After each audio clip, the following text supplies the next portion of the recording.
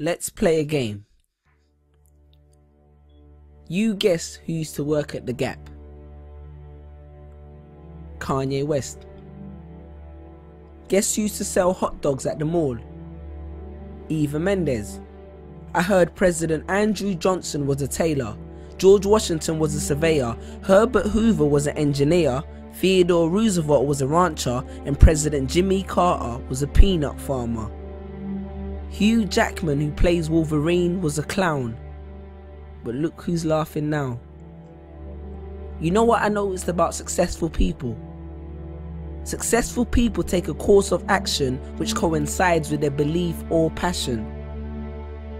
Put your hand up if you work a 9 to 5, or 5 to 9, or just any job which you don't enjoy but takes up half your time.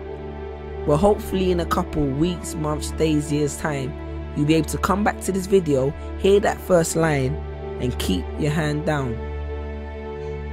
Because how many times have you visualized taking a pen from the manager's desk, or the one the cashier keeps behind the till, the one your supervisor places it strategically in their hair, or the one the security guard keeps behind his ear for extra intimidation, and writing your resignation? Because there's nothing wrong with making an honest living, but be honest, are you honestly living? With this menial job which allows you just to stay afloat, yes, a job, a job, which leaves you just over broke every single month, living your life just for the weekend, living life just on the weekend, because the other 5 days belong to your manager. You see, there's a big difference between a job and a career. Because in a career, no matter how many hours you work, you do it because it's satisfactory. But in a job, you do it for a salary.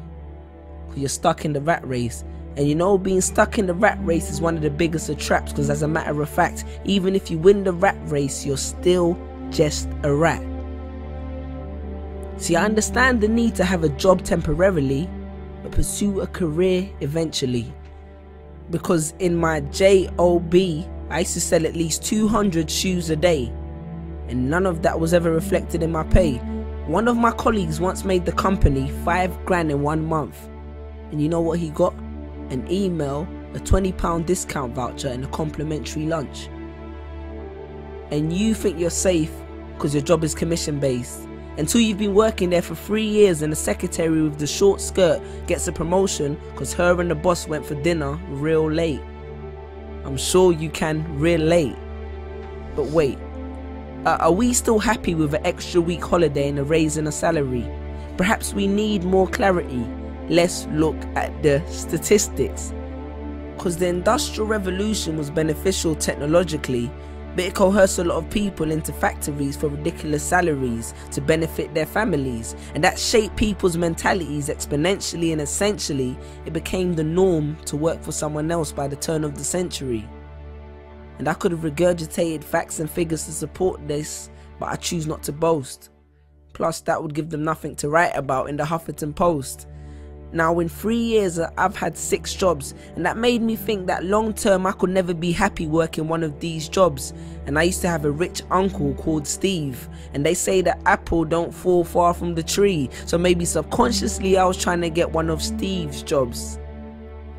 I understand more than anyone that a job allows you to pay the bills, make ends meet, and survive. But that's exactly what it is, surviving, not living. I hope you're aware of the difference. It's like when you hear but don't listen. Because you can hear good advice, but if you don't heed it, it does no benefit to your system. The same way only knowledge with application is wisdom. I hope you're creating the distinction. Sean Corey Carter said it best. 9 to 5 is how you survive, and I'm not trying to survive. So he strived hard for his dream, and look where it took him. So bear that in mind next time you drive past that arena in Brooklyn. But then again, survival is the only trait that every human being has in common. And do not take this as a reason to quit your job, go back home and stare at a computer screen, because a government check plus idleness does not equal success. Success will not fall in your lap. In my family we have a saying, it says if you really want to grow trees, pray for rain but don't neglect to water your seeds. Chase your dreams. Because I wrote this on the back of a pay slip, on a late shift, a grave shift, of slave ship for makeshift wages. Google the term corporate sharecropping and you understand what I'm talking about. If somebody wants to do these jobs, then let them. And from the bottom of my heart, I respect them. Because I once met a garbage man who was the happiest man that I've ever met. But don't become a slave to a paycheck, because a job is a safe net, the condom which the system uses to screw you, and none of us would be here if everyone practiced safe sex. Stand tall. And if you're not sure if you're building someone else's dream, maybe this will help. Jerry Giles said, "You will recognize your own path when you come upon it, because you will suddenly have all the energy and imagination you will ever need." And don't be afraid to innovate, because it's not about how much change you make, but rather about how much change you make. Because a business that makes nothing but money is a poor business. So you decide what your life is worth, your passion or your paycheck. Because your playing small does not serve the world. Because what is our deepest fear? It's not that we're inadequate. Our deepest fear is that we are powerful beyond measure. Confucius. Choose a job you love and you will never have to work a day in your life. Peace.